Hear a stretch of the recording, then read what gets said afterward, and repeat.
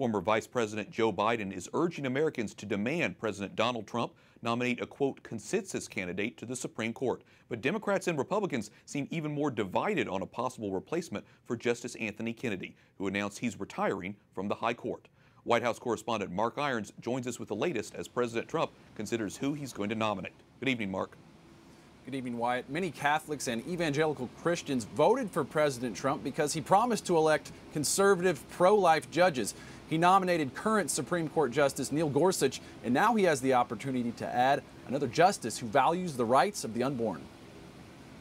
We have a pick to come up. We have to pick a great one. Who will it be? The president says he'll choose from a list of 25 candidates the White House began circulating late last year. It includes 24 judges from across the nation and Utah's Republican Senator Mike Lee. The nominee could change the decision-making landscape at the High Court for decades to come. We have to pick one that's going to be there for 40 years, 45 years. We need intellect.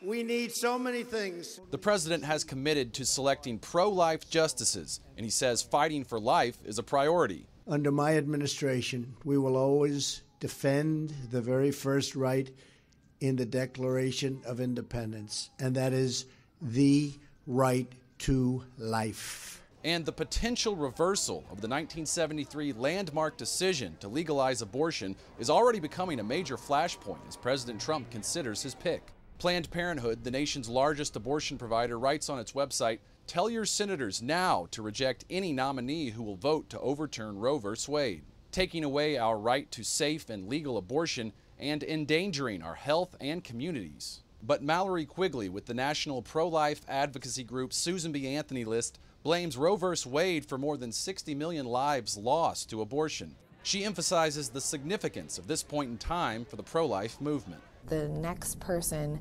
to join the Supreme Court could have the opportunity to be the swing vote on a Supreme Court case that challenges Roe versus Wade. It's very, very important and exciting that everyone stays engaged. One of the names on the president's list of potential nominees, U.S. Court of Appeals Judge Amy Barrett. She's a Catholic mother and a former Notre Dame law professor. Her faith was called into question by Democratic Senator Dianne Feinstein, who said during Barrett's hearing, quote, "The dogma lives loudly within you, and that's of concern." Wyatt? Mark, the Senate confirms the president's nominee. Is the president concerned that Republicans could lose their slim majority there? Well, last night the president said Kennedy's retirement makes the issue of Senate control one of the vital issues of our time.